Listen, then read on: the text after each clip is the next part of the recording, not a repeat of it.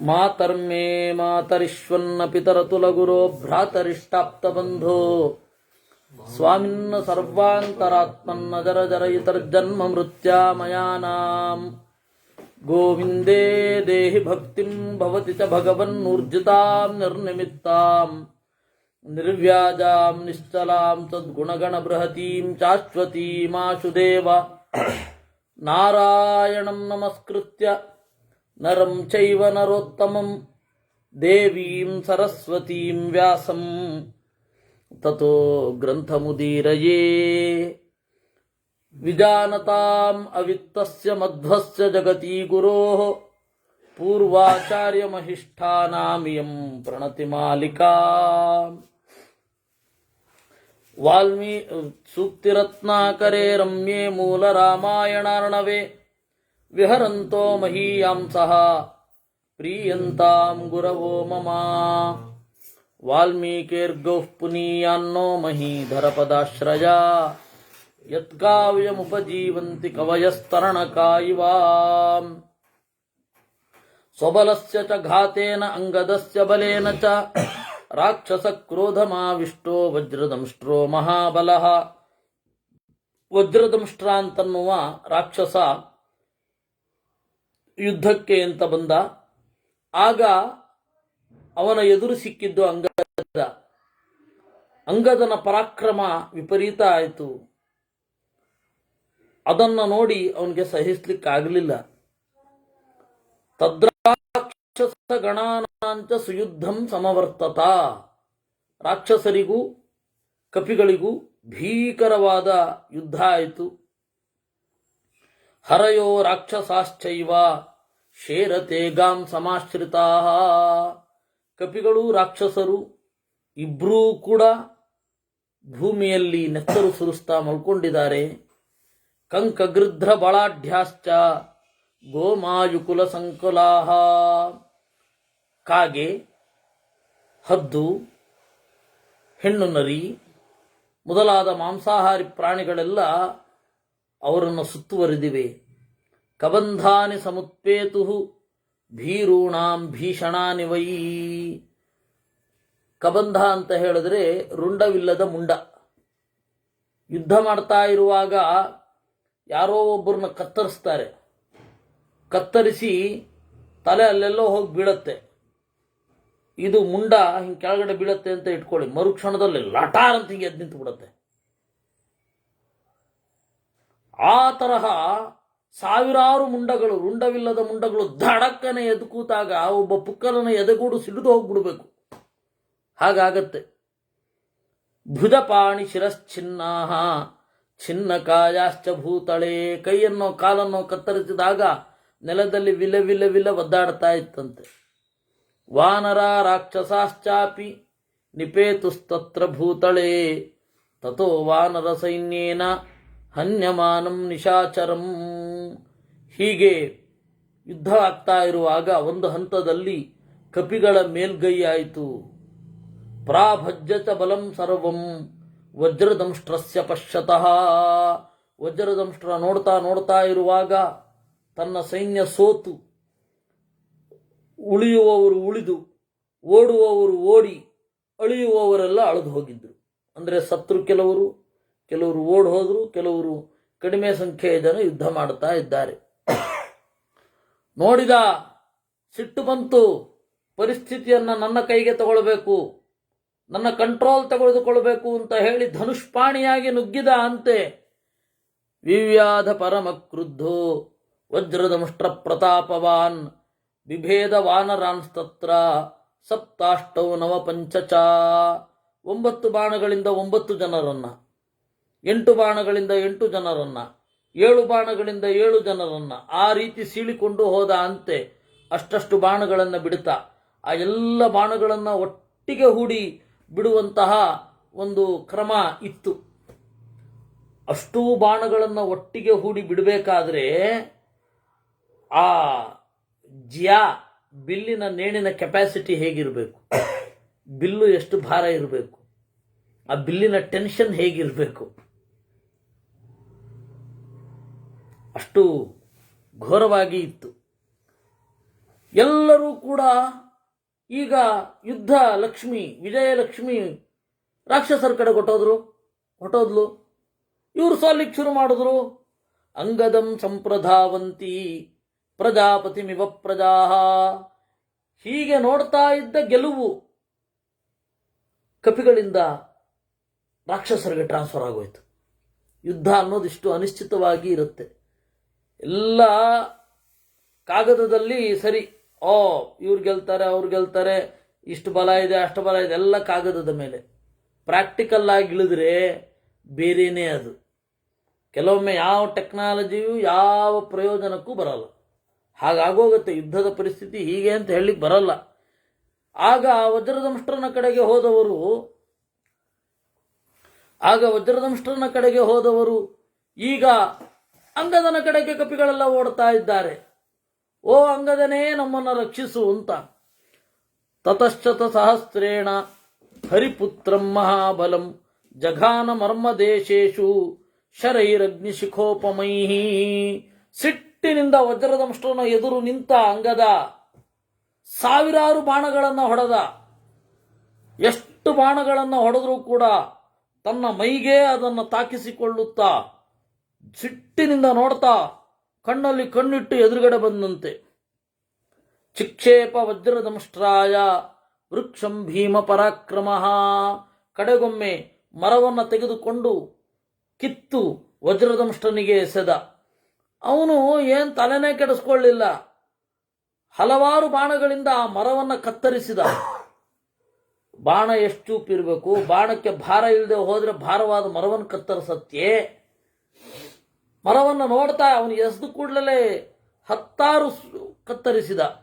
ಅಂಗದೇನ ಶಿಲಾಕ್ಷಿಪ್ತ ಗತ್ವಾ ತುರಣಮೂರ್ಧನಿ ಸಚಕ್ರ ಕೂಬರಂ ಸಾಶ್ವಂ ಪ್ರಮಮಾಥರಥಂ ತದಾ. ಕಡೆಗೆ ಬರ್ತಾ ಒಂದು ಬಂಡೆಯನ್ನು ತೆಗೆದು ಅವನ್ನ ರಥಕ್ಕೆ ಎಸೆದ. ಪುಡಿ ರಥ. ಅಷ್ಟರೊಳಗಡೆ ಅವನು ಪಕ್ಕಕ್ಕೆ ಜಿಗಿದಿದ್ದ, ಬದುಕೊಂಡ ವಜ್ರದಂಷ್ಟ್ರ.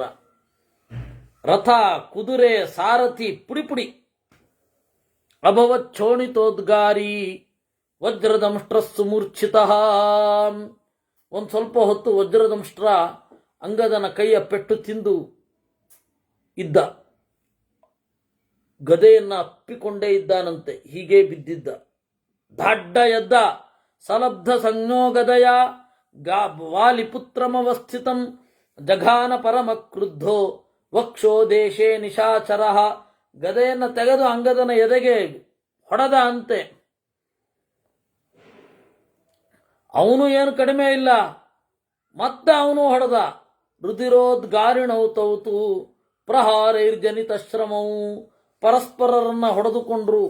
ಹೇಗೆ ಅಂತಂದ್ರೆ ಅಂಗಾರಕ ಬುಧಾವಿವಾ. ಆಕಾಶದಲ್ಲಿ ಮಂಗಳ ಹಾಗೂ ಬುಧನಿಗೆ ಫೈಟ್ ಆದ್ರೆ ಯಾವ ರೀತಿ ಆಕಾಶ ಎಲ್ಲ ಕೆಂಪಾಗಿ ಕಾಣುತ್ತದೋ ಹಾಗೆ ಅವರೆಲ್ಲ ಕೆಂಪಾಗಿ ಕಂಡ್ರು. ತತಃಪರಮ ತೇಜಸ್ವಿ ಅಂಗದ ಪ್ಲವಗರಜಭ ಉತ್ಪಾಟ್ಯ ವೃಕ್ಷಂ ಸ್ಥಿತವಾನ್ ಆಸೀತ್ ಪುಷ್ಪ ಫಲೈರ್ಯುತಃ. ಅಂಗದ ಏನು ಮಾಡಿದ, ಮರವೊಂದನ್ನು ಕಿತ್ತು ಹಿಡಿದುಕೊಂಡ. ಅದರಲ್ಲಿರುವ ಆ ಮರವನ್ನು ಹೀಗೆ ಹಿಡ್ಕೊಂಡಾಗ ಅವನಿಂದಲೇ ಹೂವುಗಳು ಮೂಡಿ ಬಂದವೋ ಎಂಬಂತೆ ಕಾಣಿಸ್ತಾ ಇತ್ತಂತೆ. ಮತ್ತೆ ಯುದ್ಧ ಮಾಡ್ಕೊಳ್ತಾ ಇದ್ದಾರೆ. ಅವರಿಬ್ಬರು ಒಂದು ಫ್ರೇಮಿನಲ್ಲಿ ಇದ್ದಾಗ ಹೇಗೆ ಕಂಡಿತು ಅಂದರೆ ಪುಷ್ಪಿತಾವಿವ ಕಿಂಶುಕವು. ಮುತ್ತಗದ ಮರ ಹೂ ಬಿಟ್ಟಾಗಿತ್ತಂತೆ. ಮುತ್ತಗದ ಮರದ ಹೂವು ಕೆಂಪಾಗಿ ಇರುತ್ತೆ. ಅವರಿಬ್ಬರ ಗಾಯದಿಂದ ಸೋರುವ ನೆತ್ತರು ರಕ್ತ ಒಳ್ಳೆ ಕಿಂಶುಕ ವೃಕ್ಷ ಇದ್ದಾಗಿತ್ತಂತೆ. ಉದತಿಷ್ಠತ ದೀಪ್ತಾಕ್ಷೋ ದಂಡಾಹತ ಇವೋರಗಃ. ಒಂದು ಹಂತದಲ್ಲಿ ಖಡ್ಗವನ್ನು ತೆಗೆದುಕೊಂಡ ವಜ್ರದಂಷ್ಟ್ರ ಅವನ ಖಡ್ಗವನ್ನು ಕಿತ್ತು ಅವನ ತಲೆಯನ್ನೇ ಕತ್ತರಿಸಿಬಿಟ್ಟ. ಅವನದೇ ಖಡ್ಗ.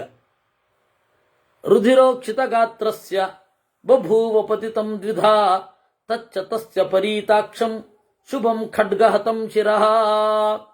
ಈ ರೀತಿ ಮೇಲ್ಗಡೆಯಿಂದ ದಪ್ಪನೆ ಉರುಳಿ ಬಿದ್ದದ್ದನ್ನು ನೋಡಿ ರಾಕ್ಷಸರ ಸೋಲು, ಕಪಿಗಳ ಗೆಲುವು ನಿಶ್ಚಯ ಆಯಿತು ಅನ್ನುವಲ್ಲಿಗೆ 54ನೆಯ ಸರ್ಗ. ವಜ್ರದಂಷ್ಟ್ರಂ ಹತಂ ಶ್ರುತ್ವಾ ವಾಲಿಪುತ್ರೇಣ ರಾವಣ ಬಲಾಧ್ಯಕ್ಷಮುವಾಚೇದಂ ಕೃತಾಂಜಲಿಮುಪಸ್ಥಿತಂ. ಆಮೇಲೆ ವಜ್ರದಂಷ್ಟ್ರಂ ಹತಂ ಶ್ರುತ್ವ, ವಜ್ರದಂಷ್ಟ್ರ ಸತ್ತಿದ್ದಾನೆ. ಆಗ ಬಲಾಧ್ಯಕ್ಷನಿಗೆ ಹೇಳಿದ, ಬಲಾಧ್ಯಕ್ಷ ಅವನು ಸೇನೆಗಳನ್ನು ನಿಯೋಜನೆ ಮಾಡುವವ, ಅವನಿಗೆ ಹೇಳಿದ ಅಂತೆ ರಾವಣ, ಶೀಘ್ರಂ ನಿರ್ಯಾಂತ ದುರ್ಧರ್ಷಾ ರಾಕ್ಷಸಾ ಭೀಮ ವಿಕ್ರಮಾ ಅಕಂಪನಂ ಪುರಸ್ಕೃತ್ಯ ಸರ್ವಶಸ್ತ್ರಾಸ್ತ್ರ ಕೋವಿದಂ. ಬೇಗ ಹೋಗಿ ಈ ಸರ್ತಿ ಅಕಂಪನನನ್ನು ಕಳಿಸು ಅಂತ. ಅಕಂಪನ ಇಬ್ಬರು ರಾಕ್ಷಸರಿದ್ದಾರೆ. ಒಬ್ಬ ನಮಗೆ ಅರಣ್ಯಕಾಂಡದಲ್ಲಿ ಕಾಣುತ್ತಾನೆ. ಮೊದಲು ಶೂರ್ಪಣಕ್ಕೆ ಬಂದು ಹೇಳಿದ್ಲು, ಆಮೇಲೆ ಅಕಂಪನ ಬಂದು ಹೇಳಿದ. ಶೂರ್ಪಣಕ್ಕೆ ಒಂದೇ ಕಡೆಯಿಂದ ಬಂದರೆ ನಂಬಬಾರದು ಅಂತ ಇರೋದು. ಇಬ್ರು ಮೂರು ಜನ ಬಂದು ಸರ್ಟಿಫೈ ಮಾಡಬೇಕು. ಇವತ್ತಿಗೂ ಅದೇ. ಈಗ ಗುಪ್ತಚರರು ಮೊದಲೇ ಹೇಳಿದ್ದರು, ಕ್ರಮ ತಗೊಂಡಿಲ್ಲ ಅಂತ ಹೇಳಿ ಪೇಪರಲ್ಲೆಲ್ಲ ಬರುತ್ತೆ. ಅದು ಯಾಕೆ ಅಂದರೆ ಒಬ್ಬರೇ ಹೇಳಿದ್ದನ್ನ ಹಂಗೆ ಕೇಳಲಿಕ್ಕಾಗಲ್ಲ. ಇವರು ಏನನ್ನೋ ಏನೋ ಅಂತ ಅರ್ಥ ಮಾಡ್ಕೊಂಡಿದ್ರೆ 2-3 ಸೋರ್ಸಿನಿಂದ ಬಂದರೆ ಮಾತ್ರ ರಿಯಾಕ್ಟ್ ಆಗಬೇಕಿಲ್ಲ ಅಂತಂದರೆ ನಾವೇ ನಗೆಗೀಡಾಗುವ ಪ್ರಸಂಗ ಇರುತ್ತೆ. ಆತುರ ತೋರಬಾರದು. ಅದರಿಂದಾಗಿ ಏನಾಯಿತು, ಅಕಂಪನ ಮತ್ತೆ ತಾಟಕೆ ಇಬ್ಬರೂ ಕೂಡ ಬಂದು ಹೇಳಿದಾಗ, ತಾಟಕೆ ಅಲ್ಲ ಶೂರ್ಪಣಕ್ಕೆ ಬಂದು ಹೇಳಿದ್ದರಿಂದ ಆಮೇಲೆ ನಂಬಿದ್ದವನು, ಇಲ್ಲಾಂದ್ರೆ ನಂಬ್ತಾ ಇರಲಿಲ್ಲ. ಆ ಅಕಂಪನ ಅವನಲ್ಲ. ಅವನು ರಾಮನ ವೇಗವನ್ನು ನೋಡಿ ಅವಿಕಂಪನ ಅಂತ ತಮಾಷೆ ಮಾಡ್ತಾರೆ ಆಚಾರ್ಯರು. ಅವಿ ಅಂತಂದ್ರೆ ಮೇಕೆ. ಕಟುಕರನ್ನು ನೋಡಿದ ಮೇಕೆಯವರ ತರ ಗಡಗಡ ಗಡಗಡ ನಡುಗ್ತಾ ಇದ್ದ, ಅವಿಕಂಪನ ಅಂತ. ಅಕಂಪನನನ್ನ ಅವಿಕಂಪನ. ಹೀಗಾಗಿ ಅವನಲ್ಲ, ಇವನು ಬೇರೆ. ಅಕಂಪನನಿಗೆ ಹೇಳಿದ, ಹೋಗೋ ಅಂತ. ಏಷ ಶಾಸ್ತಾಚ ಗೋಪ್ತಾಚ ನೇತಾಚ ಯುಧಿ ಸತ್ತಮಃ ಭೂತಿ ಕಾಮಶ್ಚ ಮೇ ನಿತ್ಯಂ ನಿತ್ಯಂಚ ಸಮರ ಪ್ರಿಯ. ಏಷ ಶಾಸ್ತ, ಇವನು ಚೆನ್ನಾಗಿ ಶತ್ರುಗಳನ್ನು ಆಳುತ್ತಾನೆ, ಲಂಕೆಯನ್ನು ರಕ್ಷಿಸುತ್ತಾನೆ. ಗೋಪ್ತ, ನೇತಾಚ ಒಳ್ಳೆ ನಾಯಕ, ಭೂತಿಕಾಮಶ್ಚ ಮೇ ನಿತ್ಯಂ ಎಲ್ಲಕ್ಕಿಂತ ನನ್ನ ಹಿತಕಾಮ, ನಿತ್ಯಂಚ ಸಮರಪ್ರಿಯ ನಿತ್ಯವೂ ಕೂಡ ಯುದ್ಧ ಅಂದ್ರೆ ಪ್ರೀತಿ ಅವನಿಗೆ. ಏಷ ಜೇಷ್ಯತಿ ಕಾಕುತ್ಸ್ಥೌ ಸುಗ್ರೀವಂಚ ಮಹಾಬಲಂ. ಕಾಕುತ್ಸ್ಥೌ ರಾಮ ಲಕ್ಷ್ಮಣರನ್ನು, ಸುಗ್ರೀವರನ್ನು, ವಾನರರನ್ನು ಖಂಡಿತ ಕೊಲ್ತಾನೆ. ಇದರಲ್ಲಿ ನ ಸಂಶಯ, ಸಂಶಯವೇ ಇಲ್ಲ. ಪರಿಗೃಹ್ಯ ಸಮಾಜ್ಞಾಂ ರಾವಣಸ್ಯ ಮಹಾಬಲಃ ಬಲಂ ಸಂಪ್ರೇರಯಾಮಾತ ತದಾ ಲಘು ಪರಾಕ್ರಮಃ. ಆಗ ಬೇಗ ಬೇಗ ಹೆಜ್ಜೆ ಇಡ್ತಾ ಅಕಂಪನ ಹೊರಟ. ಎಲ್ಲರೂ ಕೂಡ ಅವನನ್ನು ಹಿಂಬಾಲಿಸಿ ಹೋದರು. ದೊಡ್ಡ ರಥವನ್ನ ಏರಿ ಮೇಘಾಭೋ ಮೇಘವರ್ಣಶ್ಚ, ಮೋಡದಂತೆ ಗುಡುಗುತ್ತಾ, ನೀರು ತುಂಬಿದ ಮೋಡದಂತೆಯೇ ಬಣ್ಣವುಳ್ಳವನಾಗಿ ಅಂದರೆ ಕಪ್ಪಾಗಿದ್ದು, ಮೇಘಸ್ವನ ಮಹಾಸ್ವನಃ ಗುಡುಗುವ ದನಿಯಿಂದ ಹೊರಟ. ನಹಿ ಕಂಪಯಿತುಂ ಶಕ್ಯ ಸುರೈರಪಿ ಮಹಾಮೃಧೇ. ಅವರ ಅಪ್ಪ ಅಮ್ಮ ಇಟ್ಟ ಹೆಸರು ಸಾರ್ಥಕ ಆಗಿತ್ತು. ಏನು ಅಕಂಪನ ಅಂತ. ಭಯದಿಂದ ನಡುಗೋದೇ ಇಲ್ಲ ಯಾರಿಗೂ ಕೂಡ. ಯಾಕೆಂದ್ರೆ ಅಷ್ಟು ತಾಕತ್ತಿರೋದ್ರಿಂದ, ಅಷ್ಟು ಪರಾಕ್ರಮ ಇರೋದ್ರಿಂದಾಗಿ. ನಹಿ ಕಂಪಯಿತುಂ ಶಕ್ಯ ಸುರೈರಪಿ ಮಹಾಮೃಧೇ. ಆ ಅಕಂಪನ ಏನು ಮಾಡಿದ, ವೇಗವಾಗಿ ಓಡಿದ. ಇವನು ಹೋಗ್ತಾ ಇರಬೇಕಾದ್ರೆ ಇವನ ಮೈಯೊಳಗಡೆ ವಿಸ್ಫುರನ್ ನಯನಂ ಚಾಸ್ಯ ಸೌಯಂ ಯುದ್ಧಾಭಿನಂದಿನಃ. ಎಡಗಣ್ಣು ಅದಿರಿತಂತೆ. ವಿವರಣೋ ಮುಖವರ್ಣಶ್ಚ, ಮೋರೆ ಬಾಡಿತು. ಗದ್ಗದಶ್ಚಾಭವತ್ ಸ್ವನಃ, ಗಂಟ್ಲು ಕಟ್ಟಿತು. ಅಭವತ್ ಸುದಿನೇ ಕಾಲೇ ದುರ್ದಿನಂ ರೂಕ್ಷಮಾರುತಂ. ಇದ್ದಕ್ಕಿದ್ದ ಹಾಗೆ ಸೂರ್ಯ ಮೋಡದ ಮರೆಯಲ್ಲಿ ಹೋದ. ಕತ್ತಲೋ ಎನ್ನುವಂತೆ ವ್ಯಾಪಿಸಿತು. ಒರಟಾದ ಗಾಳಿ ಇತ್ತು. ಊಚು ಖಗ ಮೃಗಾ ಸರ್ವೇ ವಾಚಕ್ರೂರ ಭಯಾವಹ. ತಂ ಸಿಂಹೋಪಚಿತ ಸ್ಕಂಧ ಶಾರ್ದೂಲ ಸಮವಿಕ್ರಮ. ಹೀಗಿರುವ ಇವನು ನೋಡಿದ ಸಿಂಹೋಪಚಿತ ಸ್ಕಂಧ, ಬಲಿಷ್ಠವಾದ ಸಿಂಹದಂತೆ ಇರುವ ತೋಳಿನವ. ಆಯ್ತಾ? ಶಾರ್ದೂಲ ಸಮವಿಕ್ರಮ, ಹುಲಿಯಂತಹ ಹೆಜ್ಜೆ. ಹೀಗಿರುವ ಕಂಪನ ತಾನುತ್ಪಾತಾನ್ ಅಚಿಂತ್ಯೈವ, ಉತ್ಪಾತಕ್ಕೆ ತಲೆನೇ ಕೆಡಿಸ್ಕೊಳ್ಳಿಲ್ಲ, ಯುದ್ಧಕ್ಕೆ ಹೋದ ಅಷ್ಟೆ. ಅವನಿಗೆ ಗೊತ್ತಿತ್ತು ಈ ತರಹದ ಅಪಶಕುನಗಳು ಅಂತ ಗೊತ್ತಿತ್ತು. ಆದರೆ ಅಷ್ಟು ವಿಶ್ವಾಸ, ಈ ಉತ್ಪಾತಗಳು ತೋರಿದ್ರೆ ನಾನು ಗೆದ್ದೇ ಗೆಲ್ತೇನೆ ಅಂತ. ಯಾವಾಗ ಗರ್ಜನೆ ಮಾಡಿದ, ತೇನ ಶಬ್ದೇನ ವಿತ್ರಸ್ತ ವಾನರಾಣಾಂ ಮಹಾಚಮೂಹು ದ್ರುಮಶೈಲ ಪ್ರಹಾರಾಣಾಂ ಯೋದ್ಧುಂ ತಮುಪತಿಷ್ಠತಾಂ ತೇಚಾಂ ಯುದ್ಧಂ ಮಹಾರೌದ್ರಂ ಸಂಜಜ್ಞೆ ಕಪಿರಕ್ಷಸಾಂ. ಒಮ್ಮೆ ಬೆಚ್ಚಿ ಬಿದ್ರಂತೆ. ಅವನು ಬಂದ ರಭಸಕ್ಕೆ, ಅವನು ಬಂದ ಒಂದು ಆಡಂಬರಕ್ಕೆ ಬೆಚ್ಚಿ ಬಿದ್ರು.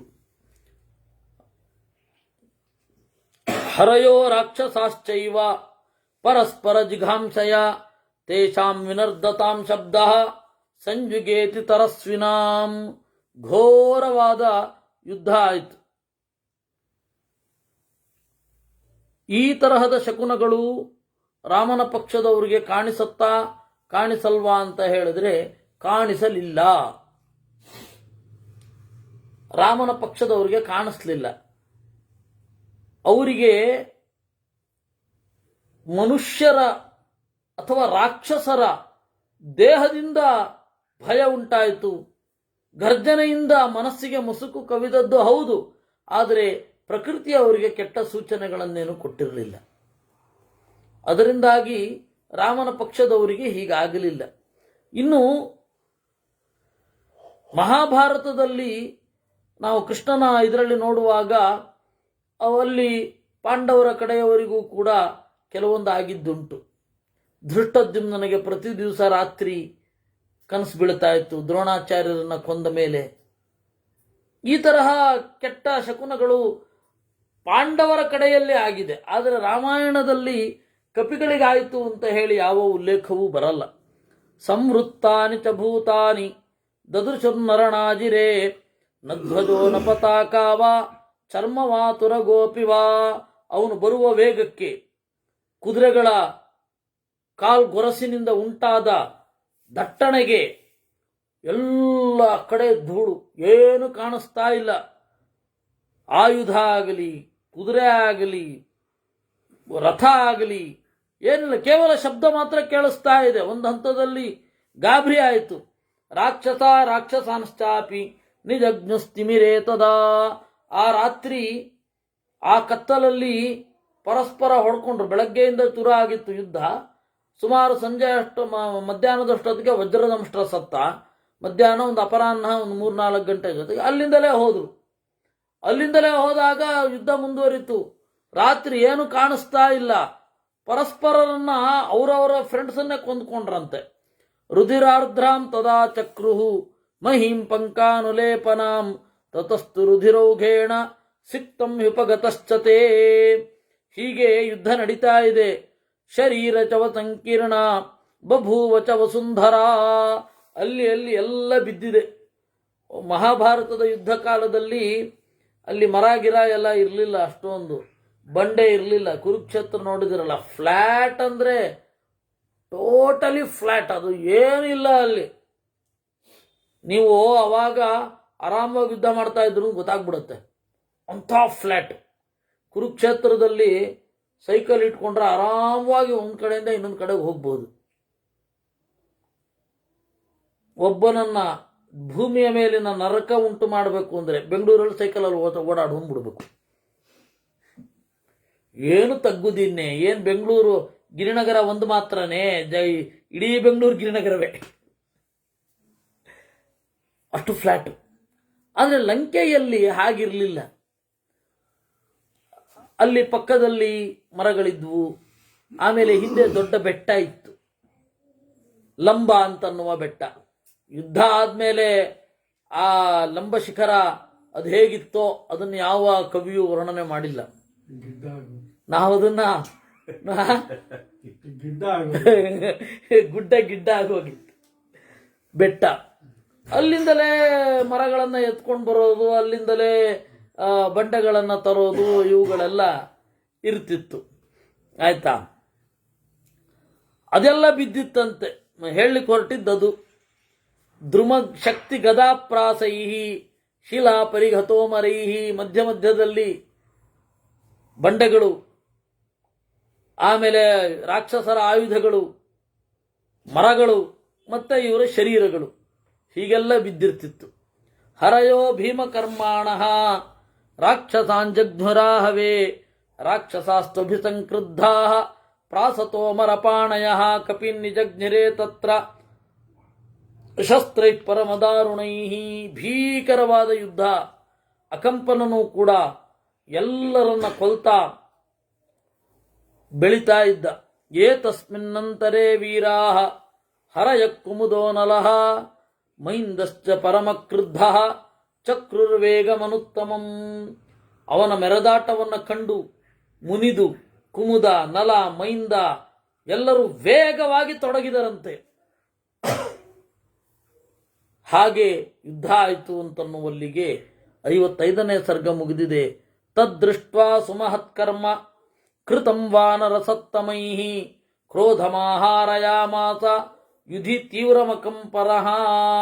ಅಕಂಪನ ಹೋಗ್ತಾ ಯುದ್ಧ ಮಾಡ್ತಾ ಮಾಡ್ತಾ ಮುನಿದು ಸಾರಥಿಂ ವಾಕ್ಯಮಬ್ರವೀತ್. ಸಾರಥಿಗೆ ಹೇಳಿದನಂತೆ, ನೋಡು, ತೀರ ಕಳಪೆ ಇರುವವರನ್ನೆಲ್ಲ ಯಾವುದೇ ಕಾರಣಕ್ಕೂ ಹತ್ತಿರ ಹೋಗಬೇಡ. ಯಾರು ಅತ್ಯಂತ ವರಿಷ್ಠರಿರ್ತಾರಲ್ಲ ಅವ್ರ ಹತ್ರನೇ ಹೋಗು. ಇವತ್ತಿನ ಬೆಂಗಳೂರು ಪರಿಭಾಷೆಯಲ್ಲಿ ಈ ಕಾಂಜಿ ಪಿಂಜಿಗಳ ಹತ್ರ ಹೋರಾಡ್ತಾ ಇದ್ರೆ ಟೈಮ್ ವೇಸ್ಟ್. ಈ ರಾಕ್ಷಸರಲ್ಲಿ ಯಾರು ಅಗ್ರಗಣ್ಯರಿದ್ದಾರೆ ನುಗ್ಗು ಅವರ, ಇದು ಕಪಿಗಳಲ್ಲಿ ಅಗ್ರಗಣ್ಯರು ಯಾರಿದ್ದಾರೆ ನುಗ್ಗು ಅವರ ಹತ್ರ.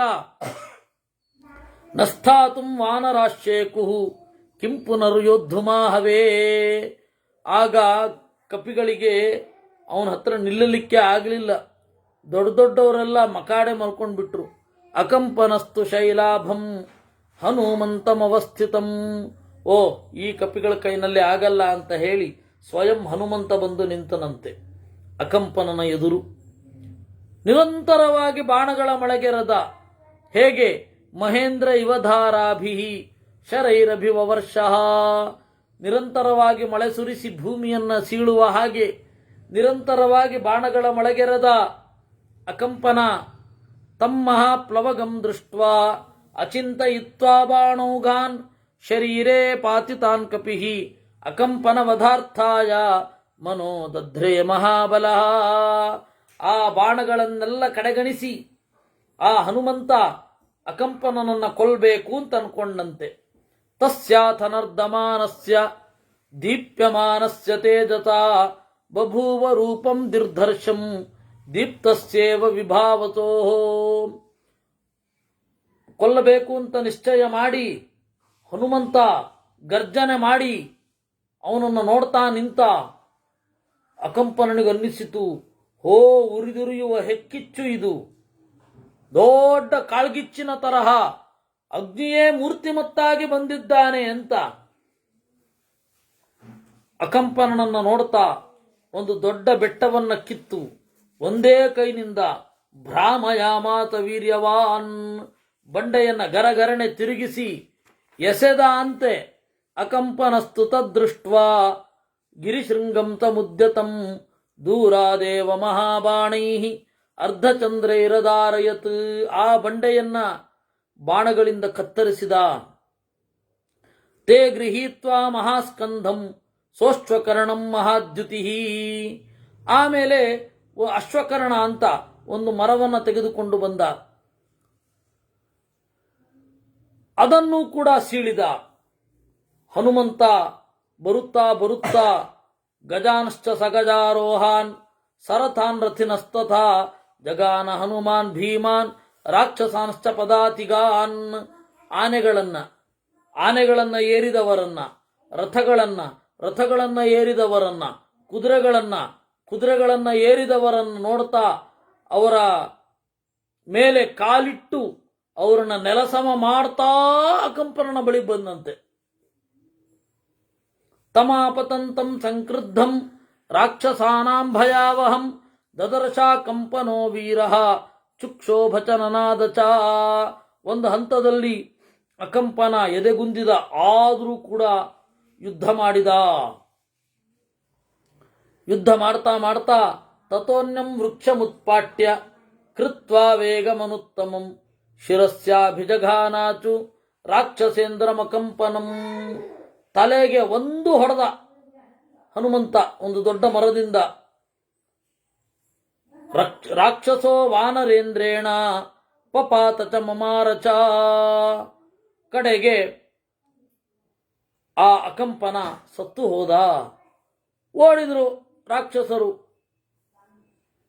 ಓಡುವಾಗ ನಮ್ಮನ್ನು ಕೊಲ್ಲಬೇಡಿ ಅಂತ ಹೇಳಲಿಕ್ಕೆ ತಮ್ಮ ಕಿರೀಟವನ್ನು ತೆಗೆದು ತಮ್ಮ ಕೂದಲುಗಳನ್ನು ಬಿರಿ ಹುಯ್ದುಕೊಂಡು, ಅಂದರೆ ಕೂದಲುಗಳನ್ನು ಕಟ್ಟಿಕೊಂಡ್ರೆ ಯುದ್ಧಕ್ಕೆ ಸನ್ನದ್ಧ ಅಂತ, ಕೂದಲನ್ನು ಬಿರಿ ಹುಯ್ದುಕೊಂಡ್ರೆ ನಾವು ನಿಮ್ಮಲ್ಲಿ ದಯಾಭಿಕ್ಷೆಯನ್ನು ಬೇಡ್ತಾ ಇದ್ದೇವೆ ಅಂತ ಆಗಿನ ಕಾಲದ ಒಂದು ಅರ್ಥ. ಭಯಾಶ್ರಮ ಜಲೈರಂಗೈ ಪ್ರಸ್ರವದ್ಭಿರ್ವಿದುದ್ರುವು. ಅವರ ಬೆವರೇ ಒಂದು ಪುಟ್ಟ ಕೆರೆಯೋ ಎಂಬಂತೆ ಆಯ್ತಂತೆ. ಆ ಥರ ಬೆವರು ಬಿಟ್ಟಿದ್ದಾರೆ. ತೇಜು ಲಂಕಾಂ ಪ್ರವಿಷ್ಟೇಶು ರಾಕ್ಷಸೇಶು ಮಹಾಬಲಾಹ. ಯಾವಾಗ ಅವರೆಲ್ಲ ಲಂಕೆಗೆ ಓಡಿದರು, ಅಕಂಪನನ ಹಿಂದೆ ಬಂದಿದ್ದವರು ಕಪಿಗಳೆಲ್ಲ ಹನುಮಂತನನ್ನ ಮಾತಿನಿಂದ ಪೂಜಿಸಿದರು, ಸಂತೋಷಪಟ್ಟರು, ಜಯಶಬ್ದಗೈದರು. ದೇವತೆಗಳು ಕೂಡ ಹೂಮಳೆಗೆರೆದರು. ರಾಮ ಹನುಮಂತನನ್ನು ಹೊಗಳಿದ, ವಿಭೀಷಣ ಸಂತೋಷಪಟ್ಟ ಅನ್ನುವಲ್ಲಿಗೆ 56ನೆಯ ಸರ್ಗ ಆಯಿತು. ಅಕಂಪನವಧಂ ಶ್ರುತ್ವಾ ಕ್ರುದ್ಧೋ ವೈ ರಾಕ್ಷಸೇಶ್ವರ ಕಿಂಚಿದ್ದೀಯುನ ಮುಖಶ್ಚಾಪಿ ಸಚಿವಾನ್ಸ್ತಾನು ದೈಕ್ಷತಾ. ಒಂದು ಸ್ವಲ್ಪ ಹೊತ್ತಾದ ಮೇಲೆ ರಾವಣನಿಗೆ ಗೊತ್ತಾಯಿತು, ರಾವಣ ಈ ಸರ್ತಿ ಏನು ಮಾಡಲಿಲ್ಲ. ವೇದನಾಭರಿತವಾದ ಕಣ್ಗಳಿಂದ ಸುತ್ತ ಇರುವ ರಕ್ಕಸರನ್ನು ನೋಡಿದರಂತೆ. ಆಮೇಲೆ ಪಟ್ಟಣದ ಪರಿಸ್ಥಿತಿ ಏನಾಗಿದೆ ಅಂತ ಹೇಳಿ ನೋಡಲಿಕ್ಕೆ ರಾವಣ ಅರಮನೆಯಿಂದ ಹೊರಗಡೆ ಬಂದು ಸೇನಾ ಶಿಬಿರಗಳನ್ನು, ಲಂಕೆಯ ಬೀದಿಗಳನ್ನು ನೋಡಿದ.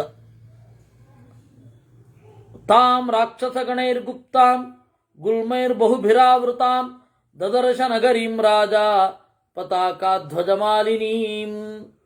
ನೋಡಿದ, ಪರವಾಗಿಲ್ಲ, ಲಂಕೆ ಇನ್ನೂ ಬಹಳ ಸೈನಿಕರನ್ನ ಕಳ್ಕೊಂಡಿಲ್ಲ ಅಂತ ಅನ್ನಿಸ್ತು. ವೃದ್ಧಾಂತು ನಗರೀಂ ದೃಷ್ಟ್ವಾ ರಾವಣೋ ರಾಕ್ಷಸೇಶ್ವರ ಉವಾಚಾತ್ಮಹಿತಂ ಕಾಲೇ ಪ್ರಹಸ್ತಂ ಯುದ್ಧಕೋವಿದಂ. ಆಮೇಲೆ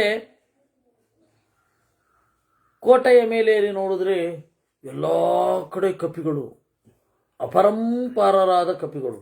ಒಳಗಡೆ ಎಷ್ಟು ಜನ ಇದ್ದಾರೋ, ಪಟ್ಟಣದ ಕೋಟೆಯ ಒಳಗಡೆ ಅಷ್ಟೇ ಜನ ಹೊರಗಡೆ ಇದ್ದಾರೆ. ಏನು ಮಾಡೋದು? ಪ್ರಹಸ್ತನಿಗೆ ಹೇಳಿದ, ಪುರಸ್ಯೋಪನಿವಿಷ್ಟಸ್ಯ ಸಹಸಾ ಪೀಡಿತಸ್ಯ ನಾಣ್ಯ ಯುದ್ಧಾತ್ ಪ್ರಪಶ್ಯಾಮಿ ಮೋಕ್ಷಂ ಯುದ್ಧ ವಿಚಾರದಾಹ. ಪ್ರಹಸ್ತನಿಗೆ ಹೇಳಿದ. ಜೀವೇಯರ್ದು ರಾಮಾಯಣ ಜೀವೇಯರ್ ದೃಷ್ಟಿಯಲ್ಲಿ ಅಂತ ಒಂದು ಪುಸ್ತಕ ಬರೆದಿದ್ದಾರೆ. ಅವರು ಅದು ರಾಮಾಯಣ ಫಿಲ್ಮ್ಗಾಗಿ ಸ್ಕ್ರಿಪ್ಟ್ ಮಾಡ್ಕೋತಾ ಇದ್ರು. ಆದರೆ ಅದರಲ್ಲಿ ಕ್ಯಾಮರಾ ಆ್ಯಂಗಲ್ಸ್ ಎಲ್ಲ ಬರೆದಿಲ್ಲ, ನಾಟಕದ ತರಹ ಬರೆದಿದ್ದಾರೆ. ಅದರಲ್ಲಿ ರಾವಣ ಅಂತ ಹೇಳಿದರೆ ಅದು ಕಲ್ಪನೆ ಬಹಳ ಚೆನ್ನಾಗಿದೆ. ನಾನು ಯಾಕೆಂದರೆ ಈ ಪ್ರಹಸ್ತನ್ ಕ್ಯಾರೆಕ್ಟರ್ನ ಅವ್ರು ಯಾವ ರೀತಿ ಡಿಸ್ಕ್ರೈಬ್ ಮಾಡಿದ್ದಾರೆ ಅಂತ ಹೇಳ್ತೇನೆ. ಅವ್ರ ಕಲ್ಪನೆ ಹೇಗಿತ್ತು ಅಂದರೆ, ಇಡೀ 3 ಗಂಟೆ ಸ್ಕ್ರೀನ್ ಮೇಲೆ ಹೀಗೆ ಯೋಗದಲ್ಲಿ ಕುಳಿತಿರುವ ಒಬ್ಬ ವ್ಯಕ್ತಿ, ಒಂದು ಇಡೀ ಅದ್ರ ಒಳಗಡೆಯಿಂದ ವಿಶುದ್ಧಿ ದ್ವಾರ ಓಪನ್ ಆಗುತ್ತೆ, ಇಲ್ಲಿ ಆಮೇಲೆ ಇಲ್ಲಿ ಓಪನ್ ಆಗುತ್ತೆ. ದಶರಥ, ನನ್ನ ಮನಸ್ಸು 10 ದಿಕ್ಕುಗಳಿಗೆ ಓಡಾಡುತ್ತೆ. ಯಾಕೆ ಅಂದರೆ ಕುಂಡಲಿನಿ ಇನ್ನೂ ಎದ್ದಿಲ್ಲ. ಕುಂಡಲಿನಿ ಎದ್ದ ಮೇಲೆ ಈ ನಾಭಿದ್ವಾರದಿಂದ ಹೃದಯದ್ವಾರಕ್ಕೆ ಹೋಗೋದೇ ರಾಮನ ವನವಾಸ ಅಂತೆ. ಅದರಲ್ಲಿ ರಾವಣ ಏನ್ ಮಾಡ್ತಾನೆ, ಸೀತೆ ಎನ್ನುವ ವೇದವನ್ನು ದರ ದರ ಎಳ್ಕೊಂಡು ಹೋಗ್ತಾನೆ. ಪ್ರಹಸ್ತದಿಂದ ಸೀತೆಯನ್ನ ತನ್ನ ವಶಪಡಿಸ್ಕೊಳ್ಳಿಕ್ಕೆ ನೋಡ್ತಾನೆ. ವೇದ, ಸೀತೆ ಅಂದ್ರೆ ವೇದ, ಆ ವೇದವನ್ನ ತನ್ನ ಭೋಗಕ್ಕಾಗಿ ಬಳಸ್ಕೊಳ್ತಾನೆ. ಅವನು ಕೂಡ ರಾವಣನಷ್ಟೇ ಅಪಾಯಕಾರಿ ಅಂತ. ಅಯ್ಯೋ ನನ್ನ ಕೈ ತುಂಡಾಯಿತು, ಅದರಲ್ಲಿ ಬರೋದು ಪ್ರಹಸ್ತ ಸತ್ತ ಅಂತ. ಅಯ್ಯೋ ನನ್ನ ಕೈ ತುಂಡಾಯಿತು, ಇನ್ನು ಹೇಗೆ ಆಹುತಿಯನ್ನ ಕೊಡಲಿ, ವೇದವನ್ನ ನನ್ನ ದೈಹಿಕ ಭೋಗಕ್ಕಾಗಿ ಬಳಸಿಕೊಳ್ಳಲಿ ಅಂತ ಹೇಳಿ ಇದೆ. ಅವರು ಪ್ರಹಸ್ತ ಅಂದ್ರೆ ಅವ್ರಿಗೆ ಬಲಗಡೆಯ ಹಸ್ತ, ರಾವಣನ ಬಲಗೈ, ಆಹುತಿಯನ್ನು ಕೊಡುವ ಹಸ್ತ ಅಂತ. ವಸ್ತುತಃ ಏವಮಧ್ಯಾತ್ಮನಿಷ್ಠಂ ಹಿ ಭಾರತಂ ಸರ್ವಮುಚ್ಯತೆ ಅಂತ ಹೇಳಿ ನಮ್ಮ ಗುರುಗಳು ಜೀವೆಯರಿಗೆ ಹೇಳಿ ಹೇಳಿ ಹೇಳಿ ಅದೇನಾಯಿತು, ಅವರು ಆ ರೀತಿ ಪರಿಣಾಮ ಹೊಂದಿತು. ಆದರೆ ಅದರ ಹಿಂದ್ಗಡೆ ಆ ಪುಸ್ತಕಕ್ಕಿಂತ, ಅದನ್ನು ನಾನು ಮಾಡಿಸಿದಿನೋ ಇಲ್ಲೋ ಗೊತ್ತಿಲ್ಲ, ಆ ಪುಸ್ತಕ ಏನಿದೆ ಅರ್ಧ ಭಾಗ ಅವರು ಬರೆದ ನಾಟಕ, ಇನ್ನು ಅದಕ್ಕಿಂತ ದೊಡ್ಡದು ಅವ್ರು ಯಾರ್ಯಾರನ್ನೂ ಏನು ಅಭಿಪ್ರಾಯ ಕೇಳಿದರೆ ಅವರ ಅಭಿಪ್ರಾಯ ಎಲ್ಲ ಇಲ್ಲಿ ಬಂದಿದೆ.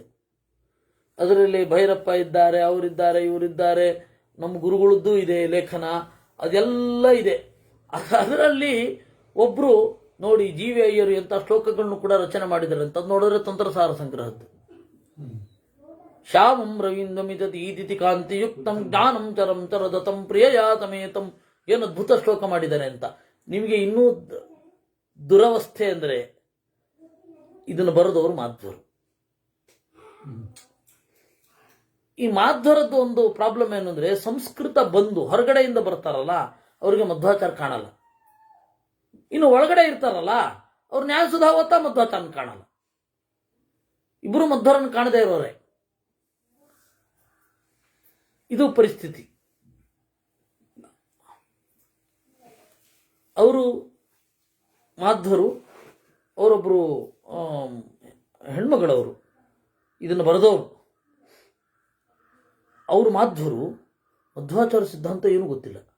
ಬಳ್ಳಾರಿಯವರು, ಅವರಿಗೆ ಮಾಧ್ವರು ಅಂದರೆ ಭಯ ಇದೆ. ಯಾಕೆಂದ್ರು ಅಯ್ಯೋ ನಿಮಗೆ ಗೊತ್ತಿಲ್ಲ, ಏನು ಮಾಡಿಬಿಡ್ತಾರೆ ಗೊತ್ತಾ, ಅವರು ಹೆಣ್ಣುಮಕ್ಕಳನ್ನ ಎಷ್ಟು ಕೆಟ್ಟದಾಗಿ ನಡೆಸ್ಕೋತಾರೆ ಗೊತ್ತಾ ಅಂತಾರವರು.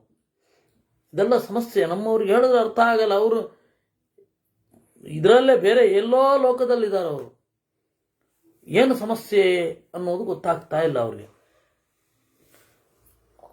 ಅವರು ಮತ್ತು ಈ ತರಹ ಹೇಳಿದ್ದು ಏನು ಅಂತಂದ್ರೆ, ಅಧ್ಯಾತ್ಮಾರ್ಥವನ್ನ ಆಚಾರ್ಯರು ಹೇಳಿ ಅಂತ ಹೇಳಿ ಅನೇಕ ಮಾರ್ಗದರ್ಶನಗಳನ್ನು ಕೊಟ್ಟಿದ್ದಾರೆ. ಅದನ್ನು ಇಟ್ಟುಕೊಂಡು ಅವರು ಅದನ್ನು ಬರೆದಿದ್ದು. ಆದರೆ ಅದಾಗಲಿಲ್ಲ, ಯಾಕೆಂದ್ರೆ ಫ್ಲೈಟಲ್ಲಿ ಹೊಟ್ಟೋದ್ರು ಅವರು. ಪ್ರಹಸ್ತನ ಕ್ಯಾರೆಕ್ಟರ್ನ ಅವ್ರು ತಗೊಂಡಿದ್ದು ಹೇಗೆ ಅಂತಂದ್ರೆ, ಯಾಗಕ್ಕೆ ಉಪಯೋಗಿಸುವ,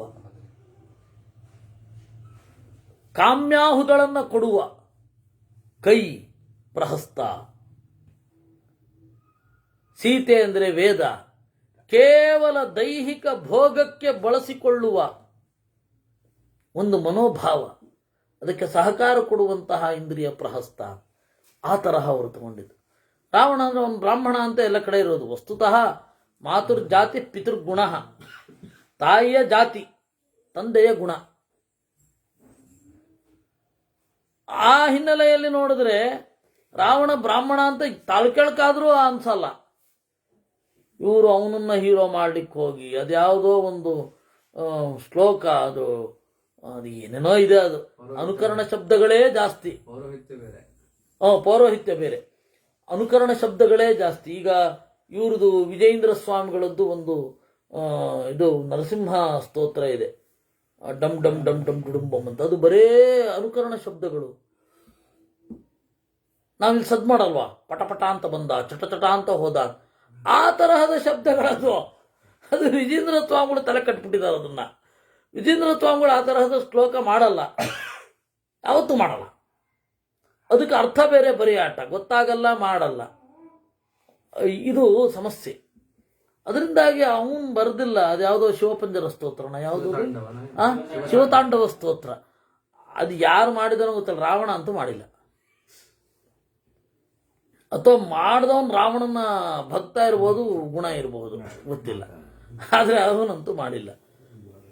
ಮತ್ತು ರಾವಣ ಅಂತ ಅವಾಗ ಹೆಸರು ಇಟ್ಕೊಳ್ತಾ ಇದ್ರು, ಏನು ಅಪರೂಪ ಏನಲ್ಲ. ದುರ್ಯೋಧನ ರಾವ್ ಅಂತ ಒಬ್ಬರು ಶಾಸಕರಿದ್ರು, MLA. ಆಮೇಲೆ ಒಬ್ರು ಇದ್ರಂತೆ, ರಾವಣ ಅಂತ ಇಟ್ಕೋತಾರೆ. ಲಂಕೇಶ ಅಂತ ಇಟ್ಕೊಂಡಿಲ್ವೇ? ಲಂಕೇಶ, ಇಂದ್ರಜಿತ್ ಅಂತ. ಕರೆಕ್ಟ್ ಆಗಿ ಏನು ಇದಿರ್ಬೇಡ, ಚಾಲೆಂಜ್ ಇರಬೇಡ. ಅಹಂ ವಾ ಕುಂಭಕರ್ಣೋ ವಾ ತ್ವಂ ವಾ ಸೇನಾಪತಿರ್ಮಮ. ಅವನು ಹೇಳಿದ, ಸರಿ, ಪ್ರಹಸ್ತನಿಗೆ ಹೇಳ್ದ, ಅದನ್ನು ಹೇಳಬೇಕಿತ್ತು. ನೋಡಪ್ಪ, ಪುರಸ್ಯ ಉಪನಿವಿಷ್ಟಸ್ಯ ಸಹಸಾ ಪೀಡಿತಸ್ಯ ವೈ ನಾಣ್ಯಂ ಯುದ್ಧಾತ್ರ ಪಶ್ಯಾಮಿ ಮೋಕ್ಷಂ ಯುದ್ಧ ವಿಚಾರದಾಹ. ನೀವೆಲ್ಲ ಯುದ್ಧ ವಿಚಾರದರು, ನಿಮಗೇನು ಹೇಳೋ ಅಗತ್ಯ ಇಲ್ಲ. ಶತ್ರು ಮುತ್ತಿಗೆ ಹಾಕಿದ ಮೇಲೆ ಯುದ್ಧ ಮಾಡದೆ ಬೇರೆ ದಾರಿಯೇ ಇಲ್ಲ. ಅಲ್ಲ, ಮುತ್ತಿಗೆ ಹಾಕಿಸ್ಕೊಂಡ್ಬಿಟ್ಟು ಆಮೇಲೆ ಹೇಳೋದಿದು. ಮುತ್ತಿಗೆಯಿಂದ ತಪ್ಪಿಸ್ಕೊಳ್ಳಿಕ್ಕೆ ಯುದ್ಧ ಒಂದೇ ದಾರಿ, ಇನ್ನೊಂದು ದಾರಿ ಇಲ್ಲ. ಅಹಂ ವಾ ಕುಂಭಕರ್ಣೋ ವಾ ತ್ವಂ ವಾ ಸೇನಾಪತಿರ್ಮಮ ಇಂದ್ರಜಿದ್ವಾ ನಿಕುಂಭೋ ವಾ ವಹೇಯುರ್ಭಾರಮೀದೃಚಂ. ಈಗ ನಮ್ಮಲ್ಲಿ ನಾವು ಬಹಳ ಜನರನ್ನು ಕಳ್ಕೊಂಡಿದ್ದೀವಿ. ಒಂದೋ ನಾನು ಅಹಂ ವಾ, ಒಂದೋ ಕುಂಭಕರ್ಣ, ಒಂದೋ ತ್ವಂ ವಾ ನೀನು, ಇಂದ್ರಜಿತ್, ನಿಕುಂಭ. ಈ 5 ಜನಕ್ಕೆ ಮಾತ್ರ ಈ ಸಮಗ್ರ ಯುದ್ಧವನ್ನು ಮುನ್ನಡೆಸುವ ಶಕ್ತಿ ಇರೋದು. ಸತ್ವಂ ಬಲಮತ ಶೀಘ್ರಂ ಆದಾಯ ಪರಿಗೃಹ್ಯ ಚ ವಿಜಯಾಯಾಭಿನಿರ್ಯಾಹಿ ಯತ್ರ ಸರ್ವೇ ವನೌಕಸಃ.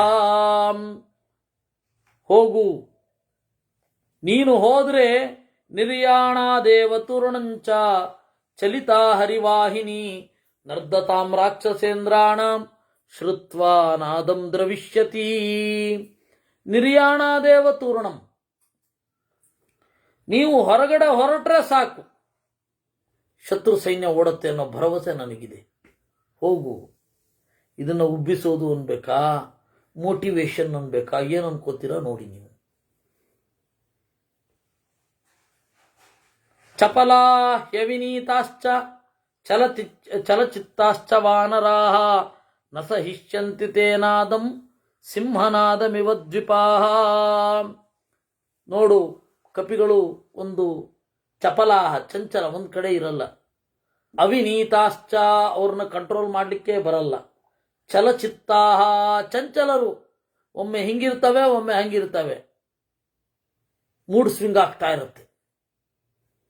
ಏನು ಮಾಡೋದು ಅಂತ ಅವ್ರಿಗೆ ಗೊತ್ತಾಗಲ್ಲ. ನೀನು ಹೋಗಿ ಒಂದು ಗುಟ್ರ ಹಾಕಿದ್ರೆ ಓಡೊಟ್ಟೋಗ್ತಾರೆ. ವಿಧೃತೇತ ಬಲೆ ತಸ್ಮಿನ್ ರಾಮ ಸೌಮಿತ್ರಿಣಾತಃ ಅವಶಸ್ತು ನಿರಾಲಂಬ ಪ್ರಹಸ್ತವಶಮೇಷ್ಯತಿ. ಕಪಿಗಳನ್ನೆಲ್ಲ ಓಡಿಸ್ಬಿಡು ಗುಟ್ರ ಹಾಕಿ. ಆಗ ಓಡದೇ ಇರೋರು ರಾಮ ಲಕ್ಷ್ಮಣ ಇಬ್ಬರು ಇರ್ತಾರೆ, ಅವ್ರನ್ನ ಹೊಡೆದು ಬಿಡ್ಬೋದು. ಹೇಗೆ ಅಂತ ಒಳ್ಳೆ ಮಕ್ಕಳಿಗೆ ಹೇಳ್ದಾಗ ಹೇಳುತ್ತಾನೆ. ಇದು ತಲೆ ಕೆಟ್ಟಿದೆ ಅನ್ಬೇಕಾ, ಅಥವಾ ಓವರ್ ಕಾನ್ಫಿಡೆನ್ಸ್ ಅಂತ ಅನ್ಬೇಕಾ, ಅಥವಾ ಇವನನ್ನ ಯುದ್ಧದಿಂದ ಹೊರಗಡೆ ಅವನಿಗೆ ಅತ್ಯಂತ ಸುಲಭ ಇದೆ ಹೋಗಿ ಮಾಡು ಅಂತ ಹೇಳ್ತಾ ಇದ್ದಾನೆ ಅಂತ ಅನ್ಬೇಕಾ. ಆಪತ್ ಸಂಶಯಿತಾಶ್ರೇಯೋ ನಾತ್ರ ನಿಸ್ಸಂಶಯೀಕೃತ ಪ್ರತಿಲೋಮಾನುಲೋಮಂ ವಾ ಯತ್ತು ನೋ ಮನ್ಯತೆ ಹಿತಂ. ನಮಗೆ ಆಪತ್ತಿಲ್ಲ ಅಂತಿಲ್ಲ, ಬರಬಹುದು, ಬರದೇನೂ ಇರಬಹುದು. ಯಾವುದೇ ಕಾರಣಕ್ಕೂ ಕೂಡ ನಿಸ್ಸಂಶಯವಾಗಿ ಸುಖ ಸಿಗತ್ತೆ ಅಂತ ಇಲ್ಲ. ಏನು ನಿಸ್ಸಂಶಯವಾಗಿ ಸುಖ ಸಿಗತ್ತೆ ಅಂತ ಇಲ್ಲ, ಅದನ್ನ ನಾವು ಇವತ್ತಿನ ಪರಿಭಾಷೆಗೆ ಕನ್ವರ್ಟ್ ಮಾಡೋದಾದರೆ, ನೋಡಪ್ಪ, ದೊಡ್ಡ ಮಟ್ಟದ ಸಕ್ಸಸ್ ಸಿಗಬೇಕು ಅಂದರೆ ರಿಸ್ಕ್ ತಗೊಳ್ಳೇಬೇಕು ಅಂತ ಹೇಳಬೇಕು ಅಷ್ಟೇ, ಇನ್ನೇನಿಲ್ಲ. ಇದನ್ನೇ ನೀವು ಹೀಗೆ ಹೇಳಿದ್ರೆ, ಆಪತ್ ಸಂಶಯಿತಾಶ್ರೇಯ, ಆಪತ್ತಿನಲ್ಲಿ ಶ್ರೇಯಸ್ಸು ಇದೆ, ಆದರೆ ಸಂಶಯವೂ ಇದೆ. ನಾತ್ರ ನಿಸ್ಸಂಶಯೀಕೃತ, ನಿಸ್ಸಂಶಯವಿಲ್ಲದೆ ಸುಖ, ಇದು ಶ್ರೇಯಸ್ಸು ಇರುವುದಿಲ್ಲ ಅನ್ಬೇಕು. ನಿಸ್ಸಂಶಯವಿಲ್ಲದೆ ಶ್ರೇಯಸ್ಸು ಇರೋದಿಲ್ಲ. ಹೇಗೆ? ವಿಭಕ್ತಿ ಮಾತ್ರ ಕನ್ನಡ. ನಿಮಗೆ ಹಿಂಗೆ ಹೇಳ್ಬೇಕಂದ್ರೆ ನೋಡಪ್ಪ, ಆಪತ್ತು ಬರತ್ತೋ ಇಲ್ವೋ ಸೆಕೆಂಡ್ರಿ. ಆಪತ್ತು ಗೊತ್ತಿಲ್ಲ, ಈ ಏನಿಲ್ಲದೆ ಹೋದ್ರೂ ಬರಬಹುದು. ನಾವು ಏನಾರೊಂದು ಮುಂದಾಗದೆ ಹೋದರೆ ಅಯ್ಯೋ ನಾವು ಸೋಲ್ತೇವೆ ಅಂತ ಹೇಳಿ ಇಟ್ಕೊಂಡ್ರೆ ಖಂಡಿತ ಸುಖ ಸಿಗಲ್ಲ. ಪ್ರತಿಲೋಮಾನುಲೋಮಂ ವಾ ಎತ್ತು ನೋಮನ್ಯತೆ ಹಿತಂ. ಪ್ರತಿಲೋಮ ಅನುಲೋಮ ಅಂದರೆ ಏನು ಬೇಕಾದರೂ ಉಲ್ಟಾ ಆಗಬಹುದು. ನಮ್ಮಿಂದ ಅವರಿಗೆ ಸಂಪತ್ತು ಸಿಗಬಹುದು, ಅವರಿಂದ ನಮಗೆ ಸಂಪತ್ತು ಸಿಗಬಹುದು, ನಮ್ಮಿಂದ ಅವ್ರಿಗೆ ಆಪತ್ತಾಗಬಹುದು, ಅವರಿಂದ ನಮಗೆ ಆಪತ್ತಾಗಬಹುದು. ಎತ್ತು ನೋ ಮನ್ಯಸೇ ಹಿತಂ. ರಾವಣೇನೈವ ಮುಕ್ತಸ್ತು ಪ್ರಹಸ್ತೋ ವಾಹಿನೀಪತಿ ರಾಕ್ಷಸೇಂದ್ರ ಮುವಾಚೇದಂ ಅಸುರೇಂದ್ರಮಿವೋಷಣ. ರಾವಣ ಹೀಗೆ ನುಡಿದಾಗ ಪ್ರಹಸ್ತ ಹೇಳಿದ, ರಾಜನ್ಮಂತ್ರಿತ ಪೂರ್ವನ್ನಃ ಕುಶಲೈಃ ಸಹ ಮಂತ್ರಿಭಿಃ ವಿವಾದಶ್ಚಾಪಿ ನೋ ವೃತ್ತಃ ಸಮವೇಕ್ಷ ಪರಸ್ಪರಂ. ಆಗ ಪ್ರಹಸ್ತ ಅವನು ಬಹಳ ಪಳಗಿದವನು ಹೇಳಿದ, ಅಲ್ಲ ರಾಜ, ಇವತ್ತು ಈ ರೀತಿ ಮಾತನಾಡ್ತಾ ಇದ್ದಿ, ಅವತ್ತು ಮುತ್ತಿಗೆ ಹಾಕಿಸ್ಕೊಳ್ಳದೆ ಇರಲಿಕ್ಕೆ ಏನೇನಾಗಬೇಕು ಅಂತ ಹೇಳಿ ಎಲ್ಲ ಮಾತನಾಡಿದೆ ಆಗಿತ್ತಲ್ವ. ಇವತ್ತು ನೀನೇನು ಹೇಳ್ತಾ ಇದ್ದಿ, ಅಯ್ಯೋ ಮುತ್ತಿಗೆ ಹಾಕ್ಬಿಟ್ಟಿದಾರಪ್ಪ, ಮುತ್ತಿಗೆಯನ್ನ ತೆಗೆಸ್ಕೋಬೇಕು ಅಂತಂದ್ರೆ ಹೊಡೆದಾಡಲೇಬೇಕು, ಒಂದು ಅನಿವಾರ್ಯವಾದ ದಾರಿ, invariably we have to fight ಅಂತ ಇವತ್ತು ಹೇಳ್ತಾ ಇದ್ದಿ. ಅವತ್ತು ಏನಿತ್ತು ಪರಿಸ್ಥಿತಿ? ಕಪಿಗಳೆಲ್ಲ ಇನ್ನೂ ಬಂದಿರಲಿಲ್ಲ, ಬಂದಿದ್ರೂ ಕೂಡ ಯುದ್ಧ ಮಾಡ್ತಾ ಇರಲಿಲ್ಲ. ಕಡೆ ಕ್ಷಣದಲ್ಲಿ ಕೂಡ ಕಳುಹಿಸಿದ. ಎಲ್ಲ ಮಂತ್ರಾಲೋಚನೆ ಸೇರಿದಾಗ ಪ್ರಧಾನೇನ ತು ಸೀತಾಯಾ ಶ್ರೇಯೋ ವ್ಯವಸಿತಂ ಮಯಾ. ನಾನೇ ಅಲ್ವಾ ಹೇಳಿದ್ದು ಸೀತೆಯನ್ನು ಕೊಟ್ಟು ಬಿಡೋಣ ಅಂತ. ಅಂತಹದ್ದು ನನಗೇನೆ ಈಗ ಯುದ್ಧ ಅನಿವಾರ್ಯ ಅಪ್ಪ ಅಂತ ಉಪದೇಶ ಮಾಡ್ತಾ ಇದೆಯಾ? ಯುದ್ಧ ಅನಿವಾರ್ಯ ಆಗಿರಲಿಲ್ಲ. ಅಪ್ರದಾನೇ ಪುನರ್ಯುದ್ಧಂ ದೃಷ್ಟಮೇವ ತಥೈವನಃ. ಕೊಡದೆ ಹೋದ್ರೆ ಯುದ್ಧ ಆಗತ್ತೆ ಅಂತ ಹೇಳಿ ನಾವು ಅವತ್ತು ಹೇಳಿದ್ದೆವು. ಸೋಹಂ ದಾನೈಶ್ಚ ಮಾನೈಶ್ಚ ಸತತಂ ಪೂಜಿತಸ್ತ್ವಯ ಸಾಂತ್ವೈಶ್ಚ ವಿವಿಧೈ ಕಾಲ್ಯೆ ಕಿನ್ನ ಕುರ್ಯಾಮೃತಂ ತವಾ. ಇಂತಹ ಆಪತ್ತಿನ ಕಾಲದಲ್ಲಿ ನಿನ್ನ ಬಿಟ್ಟು ಹೋಗಲ್ಲ. ಯಾಕೆ ಅಂತಂದರೆ ನನಗೆ ಬಹಳ ಕೊಟ್ಟಿದ್ದೀಯ, ಬಹಳ ಸನ್ಮಾನ ಮಾಡಿದ್ದಿ, ಪೂಜಿತನಾಗಿದ್ದೇನೆ, ಥರಥರದ ಸಾಂತ್ವಗಳಿಂದ ನನ್ನನ್ನು ಚೆನ್ನಾಗಿ ಗೌರವಿಸಿದ್ದಿ. ಅದರಿಂದಾಗಿ ನಾನು ಹಿತ ಉಂಟು ಮಾಡೇ ಮಾಡ್ತೀನಿ ನಿನಗೆ. ನಿನ್ನ ಪರವಾಗಿ ಯುದ್ಧ ಮಾಡ್ತೇನೆ, ದೇಹ ಹೋದರೂ ಪರವಾಗಿಲ್ಲ. ಆದರೆ ನೀನು ಈಗ ಹೇಳ್ತಾ ಇರೋದು ನೋಡಿದ್ರೆ ನಾವಿದನ್ನು ಎಕ್ಸ್ಪೆಕ್ಟ್ ಮಾಡಿರಲಿಲ್ಲ ಅಂತನ್ನುವ ಧ್ವನಿ ಇದೆ. ಮಾಡಿದ್ವಿ ಅಲ್ವಾ ಅಂತ ಸೋತ ಧ್ವನಿಯಲ್ಲಿ ಹೇಳಿದೆ. ಇಲ್ಲೇ ಸೋಲು ಶುರು ಆಗೋಗಿದೆ ಎಂದು. ಈ ಪ್ರಹಸ್ತ ಮುಂದೆ ಪುರೋಚನ ಆಗಿದ್ದು ರಾಮಾಯಣ ಕಾಲದಲ್ಲಿ, ಅರಗಿನ ಮನೆ ಮಹಾಭಾರತದ ಕಾಲದಲ್ಲಿ. ಹೌದು, ಅರಗಿನ ಮನೆಯನ್ನ ಮಾಡಿದವನೇ ಇವನು, ದುರ್ಯೋಧನನ ಅಮಾತ್ಯ ಆಗಿದ್ದ. ಹೌದು ಹೌದು, ಅದೇ ಇದೇ ಪುರೋಚನ, ಇವನೇ ಪುರೋಚನ. ಈ ರಾಮಾಯಣ ಕಾಲದ ಪ್ರಹಸ್ತ ಮಹಾಭಾರತದಲ್ಲಿ ಪುರೋಚನ ಆಗಿ ಇದ್ದ. ನಹಿಮೇ ಜೀವಿತಂ ರಕ್ಷಂ ಪುತ್ರದಾರ ಧನಾನಿಚ ತ್ವಂ ಪಶ್ಚಮಾಂ ಜುಹೂಷಂತಂ ತ್ವದರ್ಥೇ ಸೇವಿತಂ ಯುಧಿ. ನಾನು ಇನ್ನು ಬದುಕನ್ನು ರಕ್ಷಣೆ ಮಾಡಿಕೊಳ್ಬೇಕು ಅಂತ ಆಸೆ ಇಲ್ಲ. ಯಾಕೆಂದರೆ ಎಲ್ಲ ಭೋಗಗಳನ್ನು ಅನುಭವಿಸಿಯಾಗಿದೆ. ಹೆಂಡತಿಯ ಬಗ್ಗೆ ಯೋಚನೆ ಮಾಡಲಿಕ್ಕೇನೂ ಇಲ್ಲ. ಮಕ್ಕಳು ಅವತ್ತು ಹನುಮಂತ ಬಂದಾಗಲೇ ಸತ್ತು ಹೋಗಿದ್ದಾರೆ. ಆಮೇಲೆ ಹಣ ಏನಿಕ್ಕಿನ್ನು. ಆದರೆ ಒಂದು ಮಾತ್ರ, ತ್ವದರ್ಥೇ ಜೀವಿತಂ ಯುಧಿ ಜುಹೂಷಂತಂ ಪಶ್ಯ. ನಿನಗಾಗಿ ಯುದ್ಧದಲ್ಲಿ ನನ್ನ ಪ್ರಾಣವನ್ನ ಹೋಮ ಮಾಡ್ಲಿಕ್ಕೆ ತಯಾರಾಗಿದ್ದೇನೆ ಅನ್ನೋದನ್ನು ತಿಳ್ಕೊ ಅಷ್ಟೆ. ಏವ ಮುಕ್ತ್ವಾತು ಭರ್ತಾರಂ ರಾವಣಂ ವಾಹಿನೀಪತಿ ವಾಚೇದಂ ಬಲಾಧ್ಯಕ್ಷಾನ್ ಪ್ರಹಸ್ತಃ ಪುರತಸ್ಥಿತಾನ್ ಸಮಾನಯತ ಮೇ ಶೀಘ್ರಂ ರಾಕ್ಷಸಾನಾಂ ಮಹಾಬಲಂ ಮದ್ಬಾಣಾನಾಂತು ವೇಗೇನ ಹತಾನಾಂತು ರಣಾಜಿರೇ. ಈ ರೀತಿಯಾಗಿ ನುಡಿದು ಎದುರುಗಡೆ ಇರುವ ತನ್ನ ಕೈ ಕೆಳಗಡೆ ಇರುವ ಅಧಿಕಾರಿಗಳನ್ನ ಕರ್ಕೊಂಬನ್ನಿ, ಇವತ್ತು ನನ್ನ ಪರಾಕ್ರಮ ನೋಡ್ತೀರಾ. ರಾಜನತ್ರ ಹೀಗೆ ಸೋತವನಂತೆ ಒಪ್ಪಿಕೊಂಡಿದ್ದಾನೆ. ಮತ್ತದು ಅನಿವಾರ್ಯ, ಅಧಿಕಾರಿ ಧರ್ಮ. ಕಡೆಯವರೆಗೂ ತನ್ನ ಕೆಳಗಿನವರಲ್ಲಿ ಮುಗುಮ್ಮಾಗಿಯೇ ಇರಬೇಕು. ತನ್ನ ಕೆಳಗಿನವರ ಹತ್ರ ಸೋಲ್ತಾ ಇರೋ ಪರಿಸ್ಥಿತಿಯನ್ನು ಹೇಳ್ಕೊಳ್ಬಾರದು. ಅದ್ಯ ತೃಪ್ಯಂತು ಮಾಂಸಾದಾಹ ಪಕ್ಷಿಣಕ್ಕಾನನೌಕಸಃ ತಸ್ಯ ತದ್ವಚನಂ ಶ್ರುತ್ವಾ ಬಲಾಧ್ಯಕ್ಷ ಮಹಾಬಲಾಹ. ಇವತ್ತು ನನ್ನ ಬಾಣಗಳಿಂದ ಉಂಟಾಗುವ ಆಹಾರಗಳನ್ನ ಪಕ್ಷಿಗಳು, ಮಾಂಸವನ್ನ ತಿನ್ನುವ ಪಕ್ಷಿಗಳು ಸಂತೋಷದಿಂದ ತಿನ್ನಲಿ. ಬಲಮುದ್ಯೋಜಯಾಮಾಸು ತಸ್ಮಿನ್ ರಾಕ್ಷಸ ಮಂದಿರೇ ಸಾ ಬಭೂವ ಮುಹೂರ್ತೇನ ಭೌಮೈರ್ನಾನಾ ವಿಧಾಯುಧೈಃ. ಹಾಗೆ ಬಲವನ್ನ ಉದ್ಯೋಜಯಾಮಾಸು, ಆ ರಾಕ್ಷಸ ಮಂದಿರದಲ್ಲಿ ತಯಾರು ಮಾಡಿದರು. ಲಂಕಾ ರಾಕ್ಷಸ ವೀರೈಸ್ತೈಃ ಗಜೈರಿವ ಸಮಾಕುಲಾಂ. ಆ ಇಡೀ ಲಂಕೆ ಮತ್ತಿನ್ನೊಮ್ಮೆ ಯುದ್ಧಕ್ಕೆ ಸಂತಸ ಗೊಂಡಿತು. ಆಮೇಲೆ ಇವನ್ ಸರ್ತಿ ಹೋಗುವಾಗ ಹುತಾಶನಂ ತರ್ಪಯತಾಂ ಬ್ರಾಹ್ಮಣಾಂಶ್ಚ ನಮಸ್ಯತಾಂ ಆಜ್ಜಗಂಧ ಪ್ರತಿವಹ ಸುರಭಿರ್ಮಾರುತೋವೌ. ಎಲ್ಲೆಲ್ಲೂ ಹೋಮ ಮಾಡುವ ರಾಕ್ಷಸರು ಕಾಣ್ತಾ ಇದ್ದಾರೆ. ಹೋಮ ಮಾಡಿ ನಮಗೆ ವಿಜಯವನ್ನು ಕೊಡು ಅಂತ ಕೇಳ್ತಾ ಇದ್ದಾರೆ. ಬ್ರಾಹ್ಮಣಾಂಶ್ಚ ನಮಸ್ಯತಾಂ. ಬ್ರಾಹ್ಮಣರು ಅಂದ್ರೆ ಅಲ್ಲೇನು ಶುದ್ಧ ಬ್ರಾಹ್ಮಣರೇನು ಇರಲಿಲ್ಲ, ಅದೇ ಬ್ರಹ್ಮ ರಾಕ್ಷಸರೇ.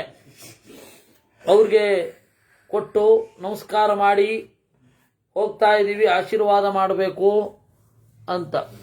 ಹೀಗೆ ಅವರೆಲ್ಲ ತಯಾರಾಗ್ತಾ ಇರಬೇಕಾದ್ರೆ ಆ ಜಗಂಧ ಪ್ರತಿವಹ ಸುರಭಿರ್ಮಾರುತೋವೌ.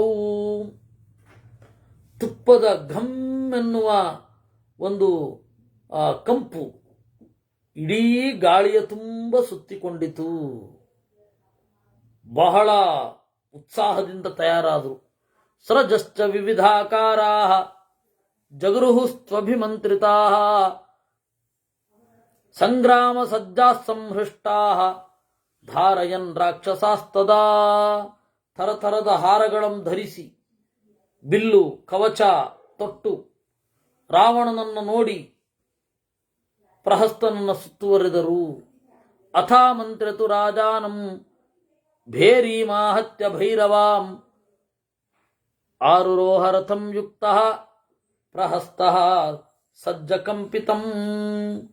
ಆಮೇಲೆ ಭೇರಿ ಮೊಳಗುತ್ತಾ ಇರಬೇಕಾದ್ರೆ ಪ್ರಹಸ್ತ ಕಡೆಗೊಮ್ಮೆ ರಾವಣನನ್ನು ನೋಡಿ ರಥವನ್ನು ಏರಿದ.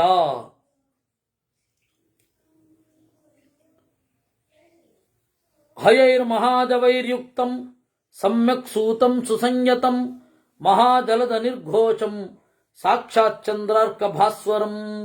ವೇಗವಾಗಿ ಓಡುವ ಕುದುರೆಗಳಿಂದ ಕೂಡಿರುವ ಪರಿಣತನಾದ ಸಾರಥಿಯನ್ನು ಒಳಗೊಂಡ ಮಹಾಜಲದ ನಿರ್ಘೋಷಂ, ಮೋಡದಂತೆ ಗುಡುಗುವ ಚಂದ್ರ ಸೂರ್ಯರಂತೆ ಹೊಳೆಯುವ ಉರಗಧ್ವಜ ದುರ್ಧರ್ಷಂ, ಹಾವನ್ನು ಧ್ವಜದ ಚಿಹ್ನೆಯಾಗಿ ಹೊಂದಿರುವ ಸುವರೂಥಂ, ಒಳ್ಳೆಯ ರಥದ ಬಾಡಿ, ವರೂಥ ಕವರ್ ಅಂತ ಹೇಳ್ತಾರಲ್ಲ, ಆ ಒಳ್ಳೆ ಕವರ್ ಇತ್ತು. ಎಲ್ಲ ತರಹದ ಇನ್ಸ್ಟ್ರೂಮೆಂಟ್ಸು, ಆಯುಧಗಳಿದ್ವು. ಸ್ವಪಸ್ಕರಂ ಸುವರ್ಣ ಜಾಲ ಸಂಯುಕ್ತಂ ಪ್ರಹಸಂತಮಿವ ಶ್ರಿಯ ತತಸ್ತಂ ರಥಮಾಸ್ತಾಯ ರಾವಣಾರ್ಪಿತ ಶಾಸನಃ. ಆಮೇಲೆ ರಾವಣನ ಆಜ್ಞೆಯನ್ನು ತಲೆ ಮೇಲೆ ಹೊತ್ತು ಲಂಕಾಯ ನಿರ್ಯಯೌ ತೂರ್ಣಂ ಬಲೇನ ಮಹತಾವೃತಃ, ಲಂಕೆಯಿಂದ ಹೊರಹೊರಟ ಅನ್ನುವಲ್ಲಿ ಇವತ್ತಿನ ಚಿಂತನೆಯನ್ನ ದೇವರಲ್ಲಿ ಅರ್ಪಿಸೋಣ. ಕೃಷ್ಣಾರ್ಪಣಮಸ್ತು. ಪ್ರಾಯ ಮುಂದಿನ ಶನಿವಾರ ನಾವು ರಾಮಾಯಣದ ಚಿಂತನೆ ಮಾಡಲಿಕ್ಕಾಗಲ್ಲ. ನಾನು ಅಚ್ಚಡದಲ್ಲಿ ಇರ್ತೇನೆ. ಅಚ್ಚಡ ಅಂತ ಒಂದು ಊರು, ಅಚ್ಚಡದಲ್ಲಿ ಇರ್ತೇನೆ. ಭಾನುವಾರ ಯಥಾ ಪ್ರಕಾರ ಇರುತ್ತೆ. ನಾಳೆಯಿಂದ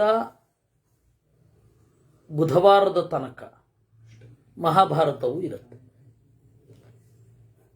ಆಮೇಲೆ ಅಲ್ಲಿಗೆ ಹೋಗ್ತಾನೆ. ಅದೇ ಅಲ್ಲಿ ಉಡುಪಿಯಲ್ಲಿ ಕೃಷ್ಣಾರ್ಪಣ ಇದೆಯಲ್ಲ ಈ ಪುಸ್ತಕದ್ದು, ಅದಕ್ಕೆ ಅದು ಕೂಡ ಹೋಗ್ತಾ ಇದ್ದೇನೆ. ಕೃಷ್ಣಾರ್ಪಣ.